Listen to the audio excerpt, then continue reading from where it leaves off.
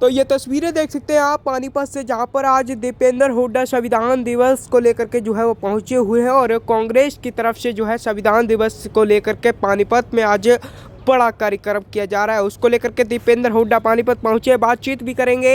पानीपत पहुंचे संविधान को लेकर, संविधान दिवस पर संविधान दिवस की देशवासियों को हार्दिक शुभकामनाएं। आज भारतीय जनता पार्टी लगातार संविधान पर प्रहार कर रही है। जैसा कि नारा दिया गया था पिछले चुनाव से पहले भी कि 400 पार का नारा ताकि संविधान बदल सके, मगर देश के लोगों ने उस नारे को नकारने का कार्य किया। आज संविधान और संविधान के द्वारा हमें मिले लोकतंत्र पर भारतीय जनता पार्टी चौतरफा प्रहार कर रही है और ऐसे में हमने संकल्प लिया इस संविधान दिवस पर कि संविधान की रक्षा की जाए, क्योंकि संविधान में ही हर वर्ग के अधिकार निहित हैं। आज पूरे देश में अगर हर वर्ग को एक माला में पिरोकर हर वर्ग के अधिकारों को सुनिश्चित करने का कार्य किसी महाग्रंथ ने किया है तो उस ग्रंथ का नाम संविधान है। और इसीलिए मैं समझता हूं कि आज कांग्रेस पार्टी ने संविधान दिवस पे यहाँ पे एक संकल्प लिया। कृष्ण बेदी पानीपत आए थे, उन्होंने कहा था वोट चोरी एक व्यक्तिगत मामला है। देखिए, अगर वो व्यक्तिगत मामला कह रहे हैं, वो अपने इलेक्शन की बात कर रहे होंगे, शायद उन्होंने वहाँ पे उनकी जानकारी हो कि वहाँ भी चोरी हुई हो।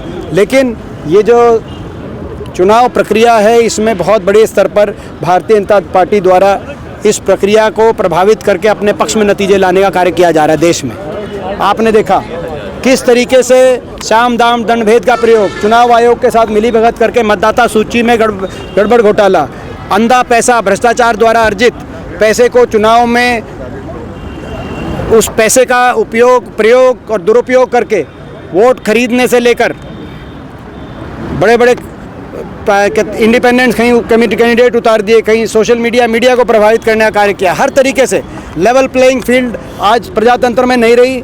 समान अवसर पार्टियों को अपनी बात लोगों तक पहुंचाकर और 5 साल के कार्यकाल के आधार पर वोट लेने का नहीं रहा। ये केवल आखिरी 5 दिन में इस तरह के खेल खेले जा रहे हैं और अपन सत्ता पे काबिज की भारतीय जनता पार्टी होने का कार्य कर रही है और इसीलिए हमारी वो प्रजातंत्र को बचाने की वो लड़ाई जारी है। प्रधानमंत्री मोदी भी जी आए थे, कुरुक्षेत्र आए थे, कोई सौगात नहीं मिली जैसे हरियाणा वालों को उम्मीद थी।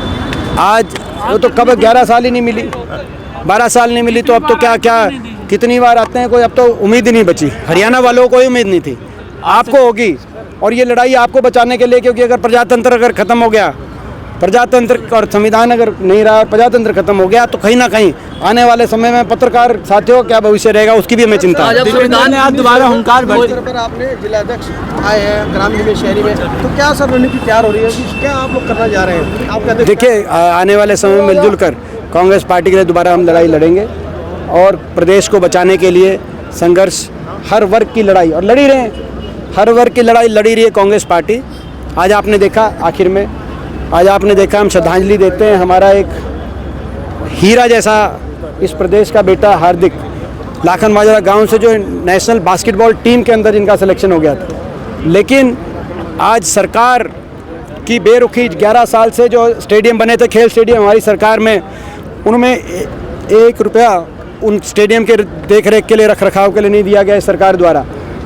और यहाँ ना तो खुद दिया कहीं तक देख रेख के लिए ग्रांट, और हमारे ऐसे विपक्ष के सांसद, मैंने 18 लाख की ग्रांट दी लाखन माजरा स्टेडियम में, जहाँ पे पोल प्रैक्टिस करते टाइम पोल के गिरने से नेशनल बास्केटबॉल प्लेयर हमारे हीरे जैसे बेटे को अपनी जान गंवानी पड़ी। और 18 लाख को भी पिछले 3 साल से लगने नहीं दिया सरकार ने, क्योंकि विपक्ष के हम सांसद हैं, हम इनके टारगेट पे रहते हैं। हमारे सांसद कोटा भी जो समय पे लगना चाहिए नहीं लगाते।